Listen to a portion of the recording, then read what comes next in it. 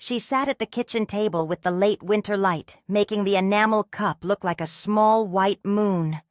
Her hands trembled, as if the years were finally negotiating how much motion they would allow.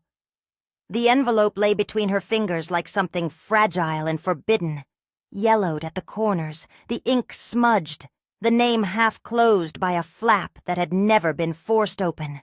When I first saw it, I felt my chest hollow in the way it does when you realize you have been carrying a weight you never fully understood.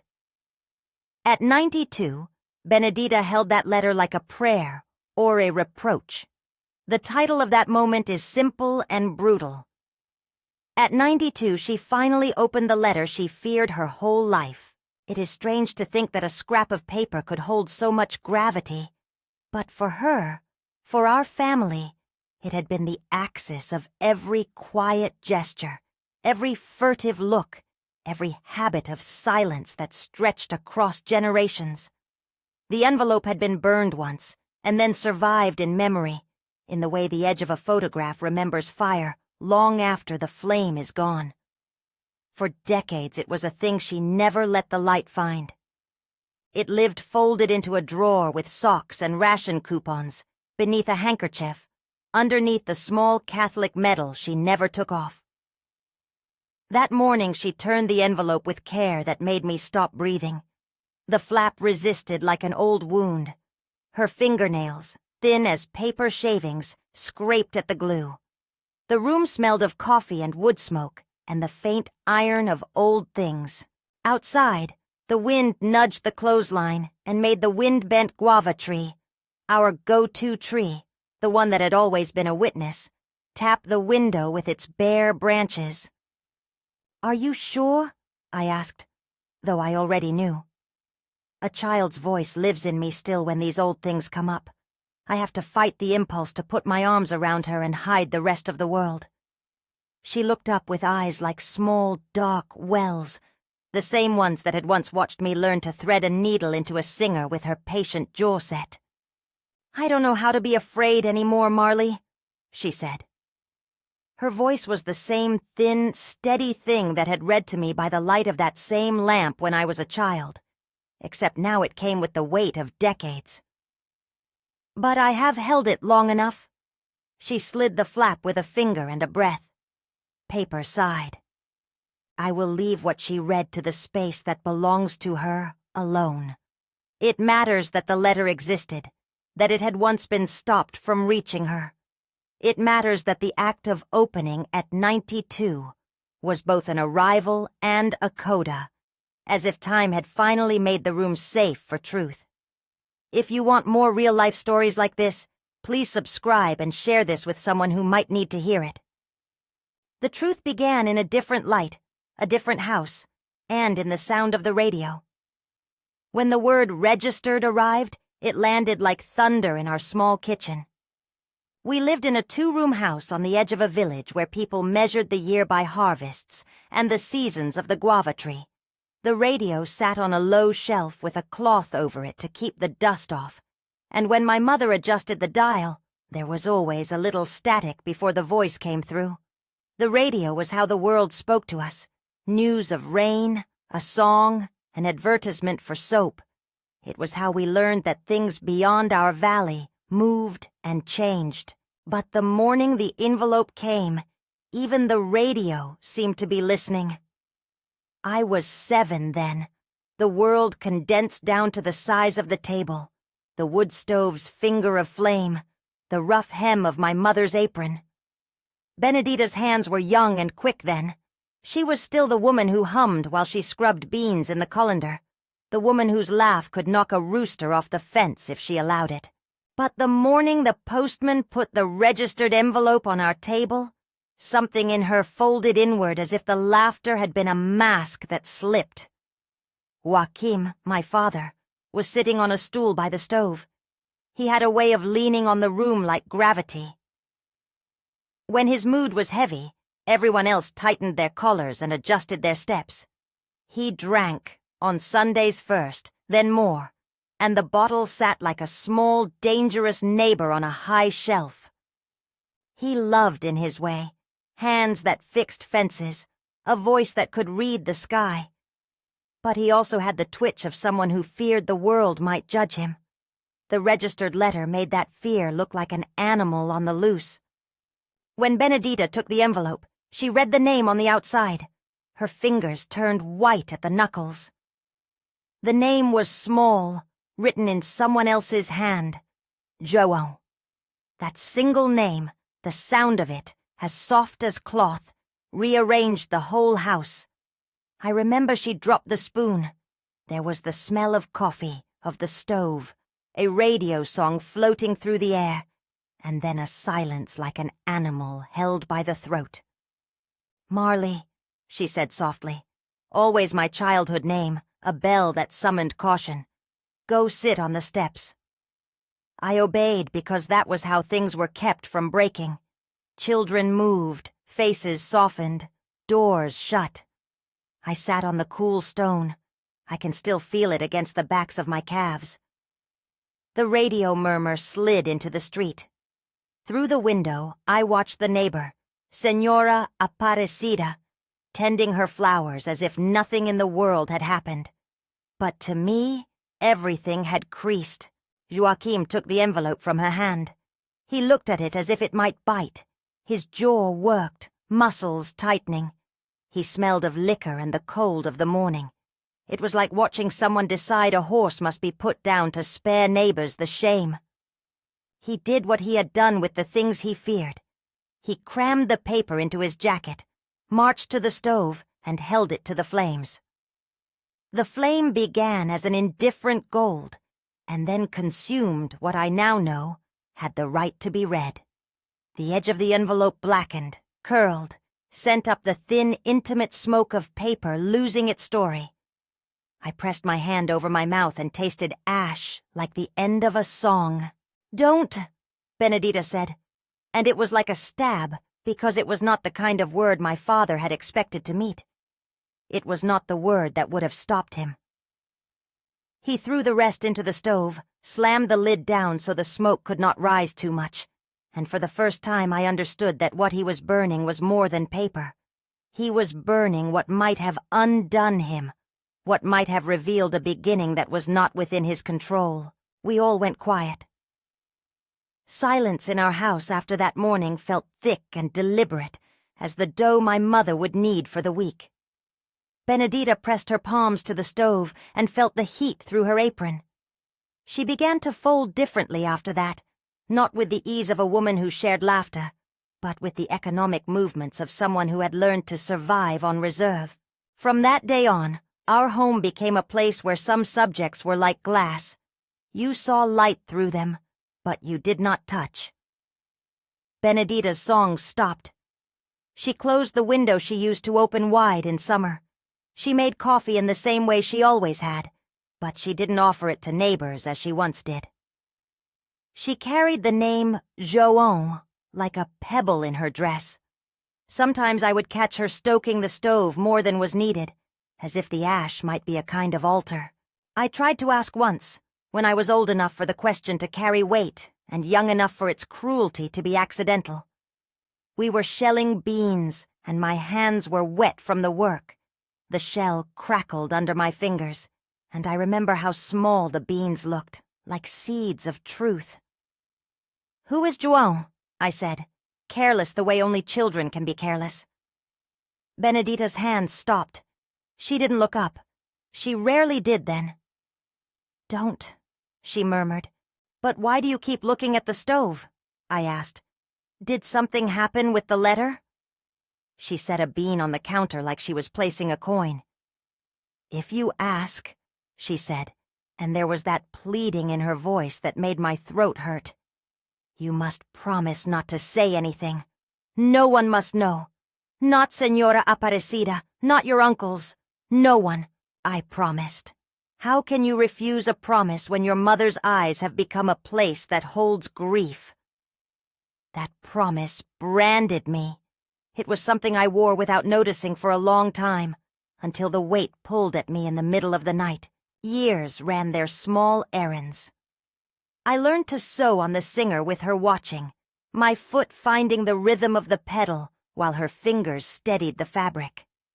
The machine was older than I was, its metal warm and steady, its sound folded into my memories, the click and clack like a heartbeat counting work. It remembers fingers that made diapers and dresses and small things that had to last. When Benedita's laughter receded, the singer stayed in the corner, covered with a cloth, as if it too felt the difference. Neighbors began to say things in the sort of low way people do to each other when they want to be kind, but do not want to breathe too close to someone else's shame. "She has always been a good woman, that Benedita," Señora Aparecida would say, as she handed over a fistful of cassava buns. "Some things happen to people," Aristides would mutter, eyeing my father across the fence. People slipped words into sentences like rocks into shoes. They never asked directly. I grew up with the name Joan, like a small ember beneath my ribs. It was a name I could not place, but that warmed me in a strange way. I drew pictures of men with hats and small boys with narrow faces, and labeled them Joan for reasons I couldn't explain. In the hush of our house, the name whispered back at me in the margins of my childhood. When I got married to Roberto, a practical man with hands that smelled of oil and an ability to organize a Sunday meal down to the number of cups of coffee, I packed the promise in my bag along with other essentials. Roberto knew things about me that didn't have words. He knew my mother's silences and the way I would sometimes catch my breath when a child asked too bluntly about family. He understood without needing the entire story. He was patient, the kind of man that when the stove needed mending or a fence needed fixing, simply set to it and made space for the rest. Time did what time does. It moves and wears. Benedita aged like a tree that refuses to fall. She did not collapse overnight. The change was small increments. A missed visit here, a pause in conversation there, the slow withdrawal of a voice that once told stories until the light faded. She made lists and hid them in drawers. She added mail to a pile that never seemed to be opened. She folded her hands like someone who keeps a prayer, even if she does not know why. But she never stopped looking at the stove, and sometimes at night I would catch her holding a match to the corner of an old envelope, as if testing whether ash would still sting her. She would snap it away and laugh when I asked, embarrassed and say nothing, which told me everything. It took me years before I began to stitch things together in other people's words. I had the patience of a person who had learned the geography of silence. Old women in the market would lower their voices and tell stories in which a child left home with a man from the city and was never seen again. Men at the bar would glance toward my father's house and mutter.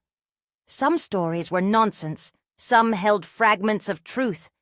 The name Joan kept appearing like a half-remembered line in a song.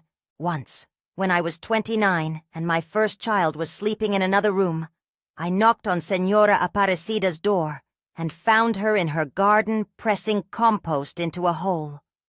"You know anything about a boy named Joan?" I asked, my voice small against the vastness of things she had lived through. She set down the trowel and sighed. "You know people don't put the past in a pot and let it grow into something new," she said. "But I saw Benedita when she was young. She looked like a woman holding a secret the size of the sun." "Did she name the child?" I asked. "She had no husband then." She paused.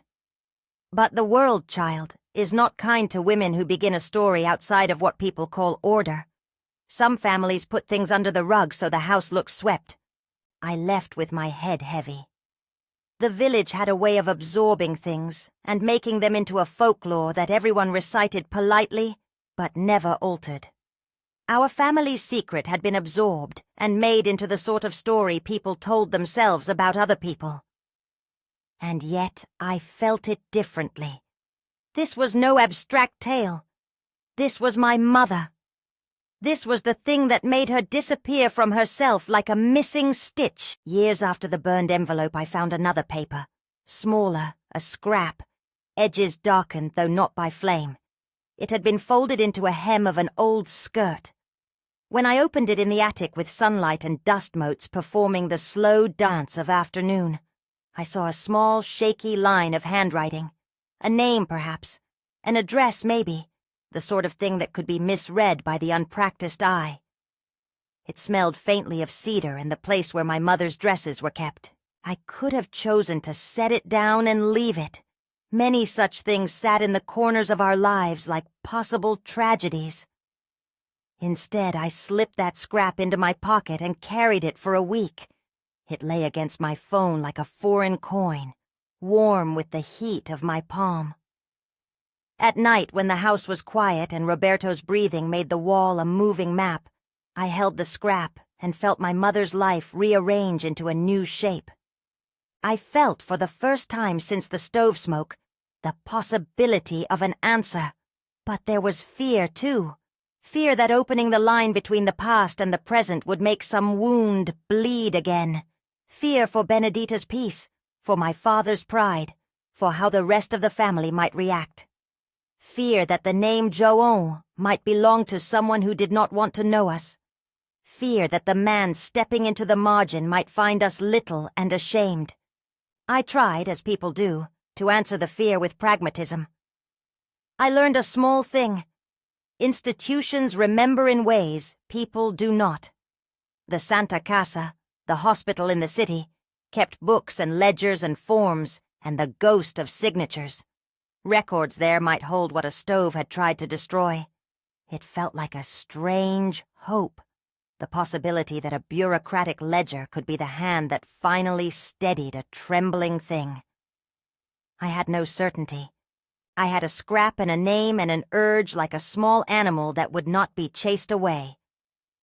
Before I took the step of writing, I watched Benedita for months. I watched the way she folded the sheets, the way she would stand for a moment in the doorway and listen to the radio or to the clink of cups in the yard. I noticed how the singer, once the noisy companion of making, sat dormant more often. When she did sit at it, she would trace the needle as if remembering the old rhythm.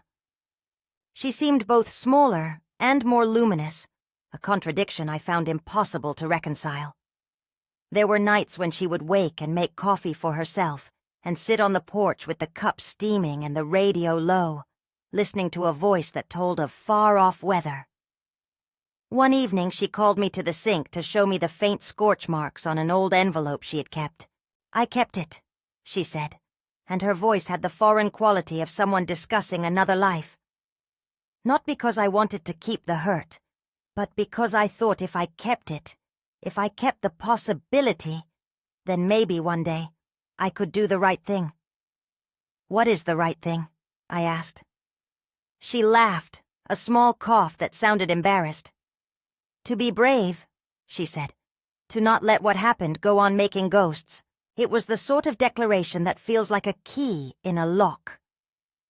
Brave is a word that fits oddly on small kitchen chairs, but I could see she wanted to be brave in a slow, unflashy way.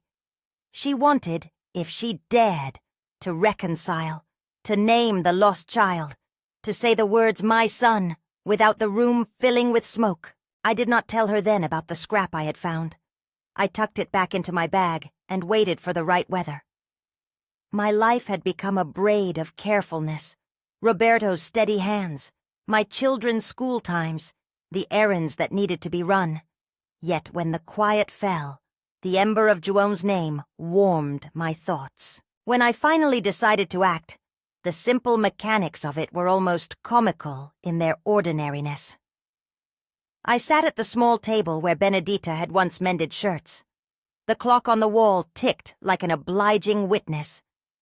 I wrote a letter that felt to me less like a petition and more like a petition of conscience. I explained who I was, who my mother was, the burning of the registered envelope, and that we sought, if possible, any record the hospital had that might be related to a child born to her many years before. I did not detail the pain. I left room for discretion. I sent the letter with a folded piece of my mother's handwriting tucked in. A name, a date guessed from memory. A small plea that read, in its own simple way, please help us find him. I addressed it to Santa Casa because in our village the hospital was the sort of place that remembers people, like a ledger remembers payments. It is funny now to think that hope can fit into an envelope with a stamp, and a name, and a return address. It seems fragile, but hope in my family always arrived dressed as an ordinary chore. A letter, a phone call, a trip into the city. When I mailed that letter, I thought of the stove and the flame and the way smoke had once made a home into a hiding place. I thought of all the mornings Benedita had woken and measured out grief like sugar into her coffee. I folded my hands without realizing, as if in prayer. I left it with the postman and watched him walk away with the same casual gait he used for every day. In the world of bureaucracy, miracles sometimes begin as paperwork. The days that followed felt like living between two tides. I went to work, cooked, chased after my children's school projects, patched up tears on uniforms with the singer needle when needed. Time ran in the usual grooves, but underneath, like a second current, there was the drift of expectation. The radio that used to talk of rain now seemed to have an ear for whispers. Every post brought a new heartbreak of its own. A bill, an advertisement, a postcard. I learned to watch the mailbox with a kind of slow hunger. I told only a few people. Roberto knew, because secrets are heavy and must be carried by more than one set of hands. My sister Dalva knew because she called, and her voice made it hard to hold things inside. But we did not parade our hope. We guarded it like an heirloom. Benedita, of course, knew I had sent the letter. She placed her hands on my wrist the night before I posted it, and did not say much, only that her throat felt lighter, as if a long-held breath had finally resumed. The village continued to go about its routines. The baker delivered bread. The boys chased a kicked tin can. Aristides sat on his bench, scraping a chair leg. Time kept its old promise of movement. But when evening came and the light thinned into a silver breath across the yard, I would stand at the window watching the guava tree's silhouette and think of the small ledger entries in a city office, of the ink that might or might not have recorded a life. And so I waited. Weeks passed, and the waiting hollowed something in me like a tide wears at the shore. I tried to busy myself with practicalities. I took the singer down from its spot and threaded it. The sound felt like company. Benedita began to hum again, first as a single thread, and then, slowly, a pattern wove itself into something like a chorus. One morning, Roberto came home with a paper in his hand. He walked in with the kind of look that always makes the heart step on itself. Part hope, part fear. It was like an old radio tuning to a new station. He handed the paper to me, and there, in the neat official script and the small official stamp, was an acknowledgement. Santa Casa had received our inquiry. That line, that bureaucratic little line, made a small sound like a bell. Received. It was not an answer. Far from it. It was simply the first small pivot point. The world had heard our petition. For a moment the house seemed too loud with possibility. Benedita came into the room, put a hand on the paper as if to feel the letter's weight, and then she sat down and let her fingers rest on the table. Her eyes glistened. "It's only paper," she said. "But it's paper that didn't burn." We laughed then, an odd tight sound that broke at the edges. It felt like the first breath after a year. The radio in the background played an unknown song. The singer rested in its corner, as if it, too, understood the difference between an eventual answer and a long silence. I wanted to say everything, what it would mean, how a man might step out of a ledger and into our porch, and I held back. There was still the distance of a river, a city, procedures we did not know. There was also the possibility, thin and trembling, that João might not want to be found. To be honest, for a long time I let fear steer. I made lists of contingencies. If the hospital said nothing, If Joan did not want to meet, if he lived far away and had a life that did not fit the one I imagined. Then one evening, watching Benedita wash dishes with the same care she had once applied to bread, I realized I had been living in the prison of hypothetical grief. Whatever might come, I could not keep living as if the past were a locked room I could merely walk around forever. So, I wrote another letter, this time with more courage. It was longer and had the bluntness of someone practicing honesty. I included the little scrap I had found. I described the burning of the envelope as plainly as I could, without naming names, in a way that would only inflame. I asked the Santa Casa, if possible, to look for any record of a child named João Batista Silva, or any child born to Benedita, born in the year I had guessed from old stories. It was the sort of thing you do when you have nothing to lose, and everything to gain. That letter went into the postal box like a seed into soil. I remember the snap of the lid, and the way the evening smelled of hens and wet earth. I walked home with my hands warm from the paper, feeling like someone who had finally closed a door gently so the house could breathe. The next stretch of days was a long, patient intake of breath. I kept track of the mail like a gardener who checks for sprouts. Benedita grew quieter in some ways, and louder in others. She began to set an extra place at the table sometimes as if in practice. Sometimes she would look at the garden, and their fingers would pluck at it like an antidote to old hands. I practiced restraint where I could. I read the rules for requests to hospitals, and shook my head at the legal words I did not understand. I walked to the post office and watched the stamp clerk smile at the same old men who came for beans. I made coffee and watched steam make patterns in the light.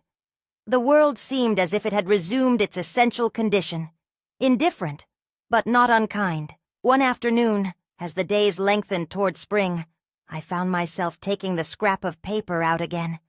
It was a small thing, the kind of relic that feels ignoble until you consider the life it might hold. I smoothed it with a thumb and realized I was holding in a small, brittle rectangle an entire possibility. The house remained at its patient center. The guava tree creaked as the wind moved through it, and always there was the tick of the clock in the hallway, reminding us time doesn't plead, it proceeds. For the first time in a long time, our home felt charged with a different sort of waiting. Not the low, dull ache of a secret carried to keep someone safe from shame, but an expectant, fragile kind of hope that a ledger might remember what a stove had tried to erase. That is where this memory pauses for now. With an envelope in a 92-year-old woman's hands, with a lit radio somewhere murmuring the weather, and with a daughter who has decided to turn the ember of a name into a search. The stove is cold, the singer rests, the guava tree waits, and the postmark on the Santa Casa letter is a small map towards something neither of us can yet name. The pause did not last as long as the stove's ashes. It lasted as long as summer takes to lean into autumn. The first real answer came folded into an ordinary envelope, the kind they used to send bills and church flyers. I remember the way the paper felt, thin, official, edged with that institutional blue, and the way my heart made a small, ridiculous leap when I saw the Santa Casa stamp. Inside was a single line, careful and formal. They had found a record. Not a story, not a guarantee, but ink that named a date, a tiny notation of a birth, and a file number. They offered, in the same dry way they offered parking directions or visiting hours, to forward any message we wished to leave. There was a stamp on that page that looked like permission. The world had a place for our small request. Benedita took the paper with hands that trembled the way leaves tremble in a light wind. I watched her read it as if the words might be hot. Her lips moved without forming sound. She folded the paper and put it in her bosom like a talisman. For the first time in a long time, she laughed, soft and breathy, and then covered her mouth as if that laugh might escape and fly off like a bird. "It didn't burn," she said, and the simplicity of that sentence was almost comic because of how it carried the whole house of what had happened. The soot of memory had met a ledger's ink, and, at least for a moment, had been outmatched. We sent that letter asking, directly and as plainly as we could manage, for them to pass a note, if the man named João Batista Silva might be willing to receive a message. We left a small photograph of Benedita from when she was younger, her hair tied back with a scarf, hands steady, a look of stubborn gentleness in her face. I wrote a few lines for my mother to sign, her name, a place, an apology for intruding into a life she could not know, and the wish, if he wanted, to meet. Days pulled at themselves like cotton thread. The mailbox became a small theater in our yard. Every walk home took my eyes past the postbox, as if the same small step repeated enough times would coax time to move differently. When the reply finally arrived, it was not from the hospital but from a hand.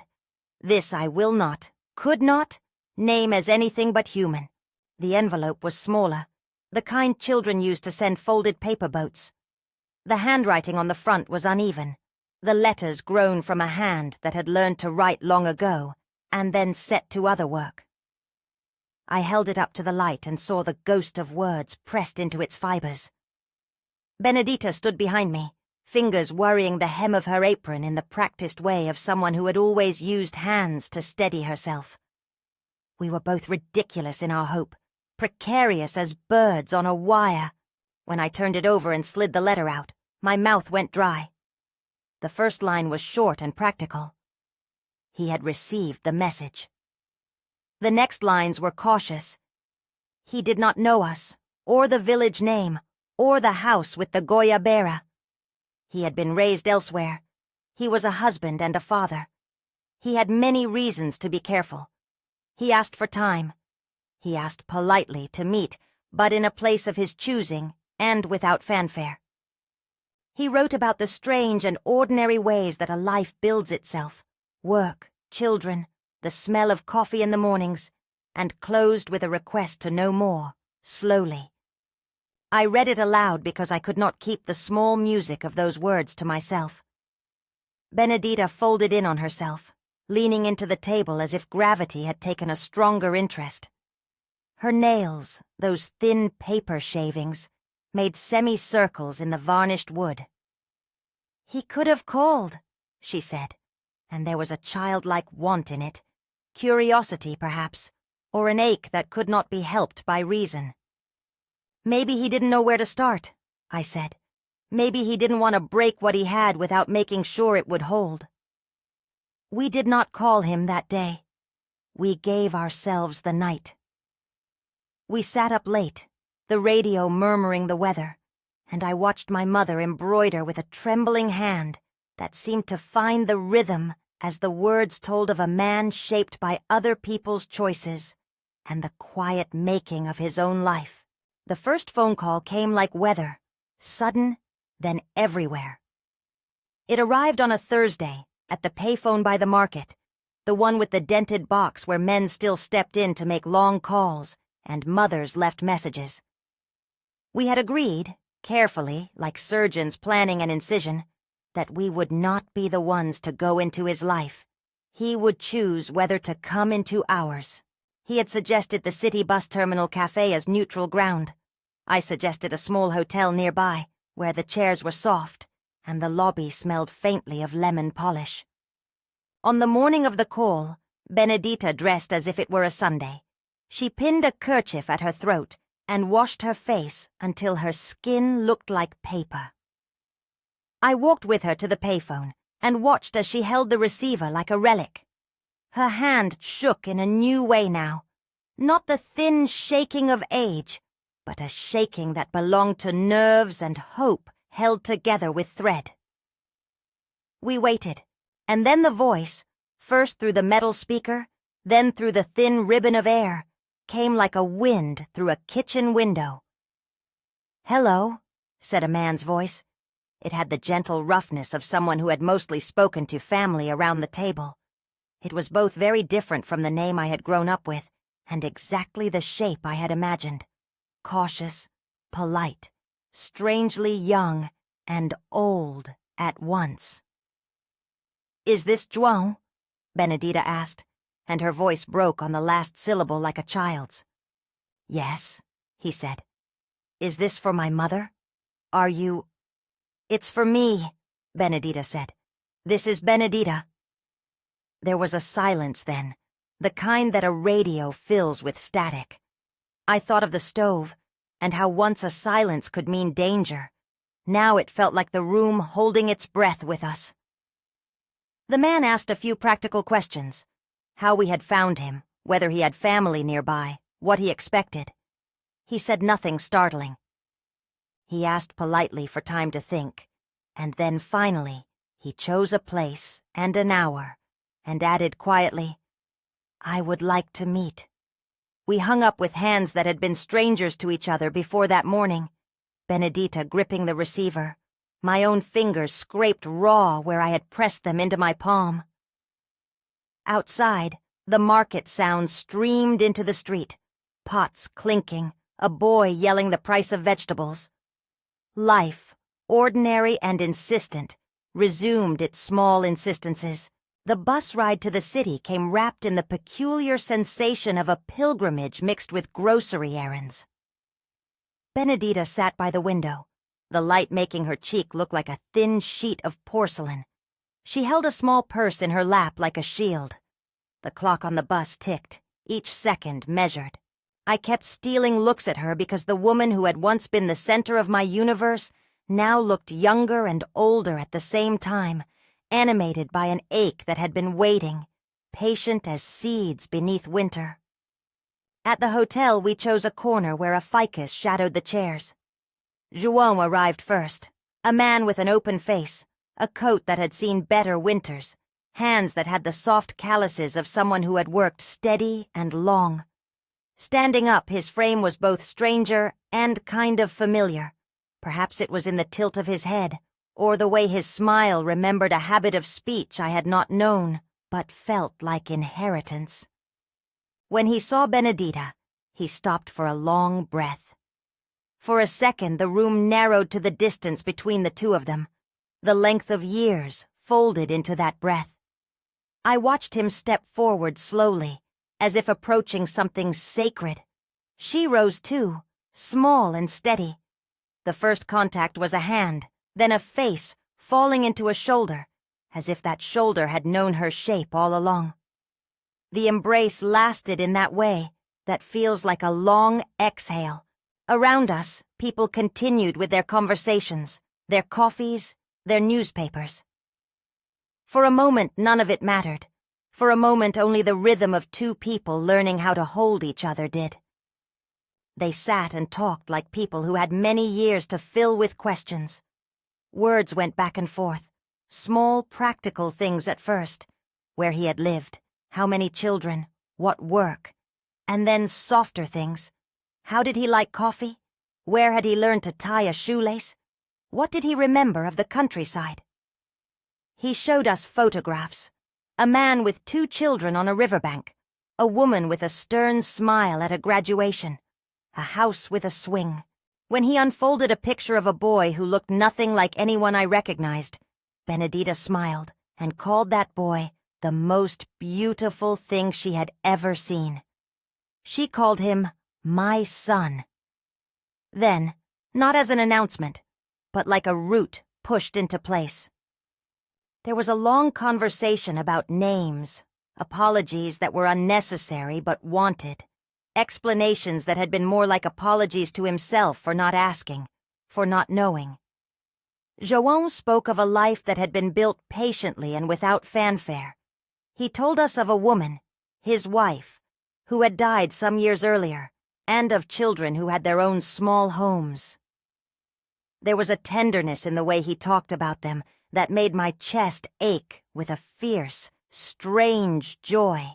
He was not the missing thing we wanted to replace.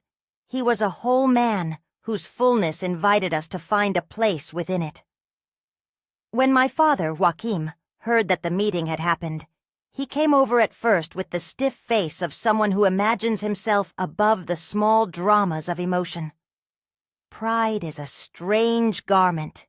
He wore it, and then, as we all do with the passage of time, it began to thread and fray. The first confrontation was not violent. It was a homeowner shouting at an intruder. He came to the hotel as if to declare territory, as if to say that what had once been private belonged to him to control. Joan, for his part, listened with a quiet, "I admired." There was a strange dignity in his restraint. In the end, the confrontation was short, because Joan diffused it with a simple, firm voice. "I didn't come here to fight," he said. "I'm not looking for enemies. I'm here for answers, and if there's blame to be had, I am not the one asking for it." My father left the lobby that day like a man who had taken his last drink and found the bottle empty. Later, when he had sat with his own shame in the evenings and walked the yard to a place where the guava tree cast long shadows, he came to me in a small, clumsy way and asked to talk. I was afraid," he said, which is perhaps the barest and most plaintive confession a person can make. The anger in his voice had the texture of a man who had been frightened of being found wanting. He asked for forgiveness in the way the embarrassed ask for directions. Indirect, then finally frank. It was not the sort of apology that wipes the slate clean. It was a man naming his wrong. Benedita listened. She did not leap to him. She did not offer a balm too soon. But she forgave him in the small ways she always had. She set a cup of coffee next to him. She let him fold napkins the way he liked. She spoke his name without a spike of cold. He died the next year, not melodramatically, but quietly, after a winter in which he had spoken more than he had in the 3 decades prior. There were mornings he would sit and tell stories no one had thought to ask for, about fences fixed and cobbles relaid, and evenings when he asked little questions about Joan, as if learning had become a gentler kind of penance. When he passed, I saw the way that shame loosened off our house, like dust brushed from a table. It did not disappear. It made room for other things. Regret, yes, but also the possibility of repair that is never as clean as we want it to be. The reunion was not a single day, but a season. Joan began to visit. He brought his children, and, awkwardly at first, his grandchildren. There were formalities. There were also silly things like comparing recipes and arguing about whether coffee tasted better with a dash of cinnamon. He and Roberto, my practical, steady man, found mutual ground in fixing things around the house. Roberto would show him how he repaired a chair. Joan would show Roberto how to mend a net. Soon there were phone calls that worked like a bridge, short updates, odd recipes from faraway relatives, a voice sending love across wires. Benedita became a different grandmother. The lines at the corners of her mouth softened. Her hands, which had once been faithful to bread and mending, now took to making small quilts and toys for grandchildren who visited. She sewed as if stitching the years back into a cloth that could be folded and opened without being shamed. The singer was taken down from its respectful corner more often. The machine hummed again, its cadence making a new rhythm in the house. At night, sometimes, Benedita would sit at the window and hum old songs. I could see neighbors watching and perhaps thinking some small thing about how time has a way of making strange corrections. There were also hard conversations, the kind that do not make for good scenes in the market, but are the stuff of real life. Discussions about maternity records, about the small wounds of a childhood spent without a mother's arm for help sometimes, about the ways absence shapes a man. Joan told us in halting, brave sentences that the world had been just and cruel in equal measure to him. He had been loved by people who were not us. He had had to learn and make his life. He had also carried, for a long time, a certain fog of wondering. Meeting Benedita did not erase that fog. It added light to the edges. I watched my mother learn to accept joy again, without fear that it would be stolen. She began to attend Mass more regularly, but not out of a need for absolution. She went because people were gathered there, and she liked the ritual of it. She lit candles carefully, making little arrangements that looked like acts of gratitude without spectacle. The neighbors, who had once kept a polite distance, slowly came closer. Senora Aparecida would bring over a pot of beans and sit down and speak in her whispery way about grandchildren and weather. Aristides, who had been muttering about my father for years, offered a kind of peace that was practical rather than pious, and offered to fix a fence, a crate of oranges from his orchard. Time does its work in patient, unspectacular increments. João's visits turned into a rhythm, a calendar of small meetings, cookouts, cards at birthday tables. For Benedita, each hello was a small miracle of rearrangement. She began to tell stories again, the kind that were not wholly about loss. She told a child how she had once helped sew a doll's dress, how she had once hidden a loaf from a neighbor, how she had loved someone in a way that had not been permitted to be public. Her voice regained something of its former roundness. She sang in the kitchen while stirring beans, and sometimes she would forget and weep quietly, but the weeping did not have the hard, empty edge it did before. The letter that had begun all this, the one that had burned in the stove, continued to haunt us as a memory. I kept a small scrap of ash in a matchbox for a while, silly thing that it was, but I wanted to hold something that had once been a story no one would read. When Benedita opened the new letters from João, she handled them differently. Sometimes she would read and put her hand over the page, and in that gesture I saw more than words. I saw an entire life acknowledged. Which is to say, what had once been a secret making was now by degrees a bridge. There were difficult moments. Some in the family could not simply set aside old judgments. Gossip finds its way like ivy. When João's presence became more common, some older cousins asked small, sharp questions. Some neighbors took to the stoop and argued about propriety and family reputation, as if they were styling a garden. We learned to endure the mutters and to meet them with small kindnesses. Benedita refused to be shamed back into silence, and for that she sometimes suffered small indignities. But she also found allies, younger neighbors who thought shame had no place in the lives of elders, grandchildren who thought the story was simply the most interesting thing they had ever known. Months slid into years. We took trips to the city together, a strange sight in a village where people did not often leave their borders with others in hand. João showed us the places he had known, places where he had once brushed his teeth by the river, his gestures tracing a life in small, honest outlines. At night we sat under the goiabeira in our yard, now soundtracked by the easy laughter of grandchildren, the air sweet with fruit. The tree had seen us through 100 small seasons.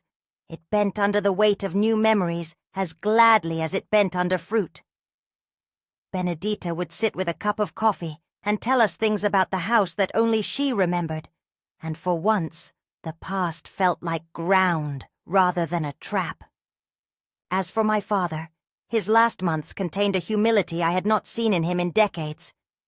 He asked to meet João privately, and did so in a small, functional room that smelled faintly of lemon cleaner. He did not make grand speeches. He said clumsy things, and then simpler truths. That he had been afraid, that fear had made him cruel in ways he regretted, that he wanted forgiveness not because forgiveness was owed to him, but because he wished to try to make some small amends. João listened with a softness that surprised me. At the end he took my father's hand and said only, "We are here now." The words did not absolve everything, but they did what words can do. They made possible a quieter peace. My father died in the months that followed. He had a bed by the window, and in a small, private way, Benedita and I read to him, and braided his hair into memories for his last days. When he passed, we held a modest funeral with people who had known him in ways that saddened and comforted me. The church bell rang. People left handwritten notes. The radio in the priest's vestry hummed something soft like a chord. There was grief, of course, but also a sense of things finishing, and of a life that had, awkwardly and imperfectly, tried to be better before the end. After his death, Benedita changed again. Grief can open a way to a new tenderness. She became, in the small way she had always wanted to be, a woman of the porch who would invite neighbors in and share coffee with strangers. Her house began to have a constant stream of visitors, some from Juon's side, some from ours. Slowly, the two branches of family began to entwine with a practicality that is the truest form of love. People bringing dishes, fixing a roof tile, bringing photographs that were then put up on the mantel like small flags of belonging. She took to photographing her visitors, snapping pictures with a little camera Juon had bought her, and piling the photos into boxes. She would call me late at night and tell me silly things like who had dropped by that day and which grandchild had insisted on wearing their shoes to bed. She became a curator of memories, and the house, which once had stored shamed silences neat as dust, now kept albums and letters and notebooks full of names and phone numbers and recipes scribbled in the margin. In those years, the small domestic motifs returned like a chorus. The radio still hummed. Sometimes, if my mother was sewing, she would set it to static, and then, from a corner of the room, a voice would come through with an old soap opera or the news. The singer hummed on afternoons, its foot pedal keeping time with a life mending itself. The clock in the hallway continued to tick, and the guava tree, now bent with more fruit than I remembered, shaded our little yard with a generosity that felt almost deliberate. Yet, even with joy, there were shadows. There were moments Juon would leave and return to his own life, and I would stand at the window tracing his departing silhouette until the horizon swallowed him. There were days when Benedita would hold a letter and start to open it, and then catch herself and close it again. The letter that had troubled her for all those years, the one burned, the one that had once been a threat and later a ghost, still had shape in her life. She had, for reasons I never entirely understood, kept unopened mail sometimes, as if letting it sit could spare the moment of deciding. I believe now that the decision to open or not is a moral act as much as a practical one. It is a weighing of what is worth knowing and what holds you. And then, on a morning that could have been any other morning, Benedita opened a letter. This is the hinge of the story. The title you know. At 92, she finally opened the letter she feared her whole life, has its truth planted in that day. I will not print the words of that letter here. They belong to her, and some things that are read between two people should be allowed to keep their own quiet. But I will tell you what happened after she read it. Her face changed, the way flour changes when you add water. The surface texture shifted, and something else formed beneath. She looked at me, and then at the window, and there was a vast exhale that could only be described as relief and recognition braided together. She reached for my hand and did not speak for a long time. When she did, her voice was small but clear. "It was not what I feared," she said. "It was not a punishment nor a condemnation. It was a thing that belonged to me to know." She pressed the paper to her chest for a moment, then smoothed it out and set it on the table as if to say, "See, it is only paper." What she held in the letter was not deliverance in the way stories in the paper sometimes offer deliverance. It was an acknowledgement, a clarity, the kind of plain truth that allows you to set down a weight you have carried without choice. She did not leap to joy and make a festival. Instead, she moved in small increments toward light, a brighter laugh, a knitting needle that kept time with the singer, a chair pulled closer to a table. The letter made possible the rest of her life in ways that money or grand ceremonies could not. In the months that followed, she seemed to recover some small, mischievous youth. She began to tend the garden with the interest of a woman who knew she had more afternoons than yesterday, but fewer than tomorrow. She baked more, hummed more, and sometimes, almost defiantly, joined in when grandchildren sang foolish songs. She no longer flinched at unexpected envelopes. She opened them with the calm of someone who had learned that the worst you can find is truth you can live with. When she died, it was not sudden. It was the kind of ending that has a shape of its own, gradual as an evening, then a final dimming, and then the hush. She sat in her chair under the guava tree and watched children chase each other until it was time for her to go inside and rest. The house had become a house of faces and names and stories that stuck to the walls like tapestries. People who had been strangers years earlier came to pay respects, some with tears, some with laughter. Juon stood with us at the doorway and held a cloth to his face in a way that made me want to laugh and cry at the same time, because here was a man who had once been a missing thing and now stood as family. At her funeral, the priest read words that were gentle and simple. The radio in the vestry hummed the hymns the villagers liked. Friends told stories, sometimes long and messy, sometimes precise and hilarious. There was a plate of pastries someone had brought, a cup of coffee passed around like currency. People said things that had at times been left unsaid for years. Sometimes it was easier to speak in that company. I held one of her hands while people took turns. The skin was thin and warm, and smelled faintly of lavender and old paper. Afterwards, life continued in the small, practical ways. Juon and his family visited more often. Photos multiplied on the mantel, the guava tree now pictured in summer, and the kitchen table in winter. The small box that had once held ash was finally emptied, its contents scattered into the garden beneath the guava tree in a loose, private ceremony. I planted something over it, a patch of mint, because my mother liked its smell, and because mint returns to itself in a generous way. The lesson, if there is one I can offer that does not sound like sermonizing, is this. Secrets have weight. They press down on life and shape it.